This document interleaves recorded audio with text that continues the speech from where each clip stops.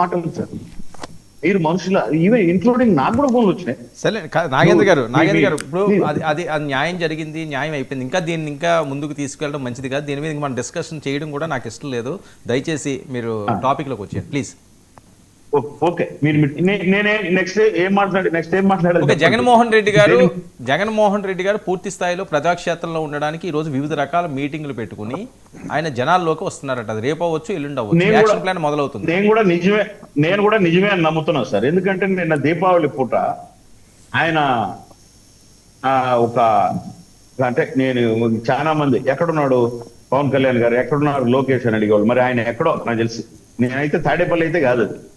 ఆయన ఒక మంచి ఫార్మల్ ప్యాంటు, ఒక లైవ్ షూ వేసుకొని, ఒక జుబ్బా వేసుకొని లక్షణంగా దీపావళి పండుగ వెలిగించేసి ఈ వెలుగుల మధ్యలో ఈ వెలుగులను ప్రజలకు ఇవ్వాలని ఆయన వస్తున్నాడేమో. బట్ ఆల్రెడీ సంపూర్ణమైన వెలుగులో ఉన్నారు ప్రజలు. ఆయనే పాపం పోయి ఆడున్నాడు.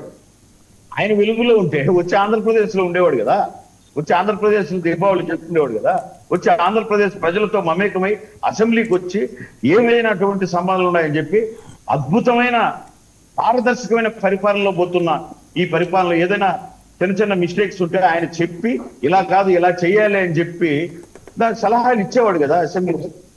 ఇక్కడికి వెళ్ళి ఆయన కట్టుకున్న బంగ్లాలో కూర్చొని 2 పటాకులు కాల్చుకొని అవంతా నటిస్తే ప్రజలు నమ్ముతారా సార్?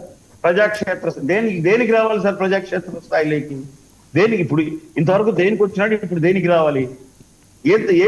ఏం తక్కువ జరుగుతుందని నేను అడుగుతున్నా సార్. ఈ ప్రభుత్వంలో ప్రజలకు ఏం చెప్పింది లేదు, ఏం జరుగుతుందని ఎందుకు రావాలి ఇప్పుడు జగన్మోహన్ రెడ్డి గారు?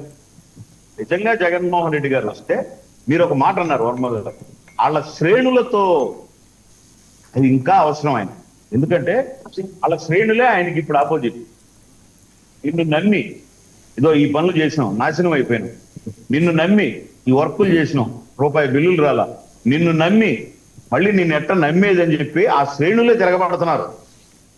ఈరోజు వైసీపీలో ప్రతి కార్యకర్త, ప్రతి నాయకుడు బయటకు వచ్చి ఎవరన్నా మాట్లాడు వాళ్ళు తిరగబడుతున్నారు. కాబట్టి వాళ్ళతో మమేకమై నేను ఇంకెటువంటి తప్పులు జరగను, మనం కలిసి మంచి ముందుకు వెళ్తాం అని చెప్పి రావడానికి దేనికి ఏం వస్తున్నాడు చెప్పమనండి. రేపు స్థానిక ఎన్నికల్లో 100% వచ్చి మేము వచ్చి నిలబడుతున్నాము అని పోటీ చేస్తున్నాడు. లేదు ఏంది కేంద్రం సార్ వినండి సార్, కేంద్ర బలగాలతో ఎలక్షన్ జరపాలి, ఈయన జరిపినాడా? ఇట్లాంటి కోరికలు ఉన్నాడు.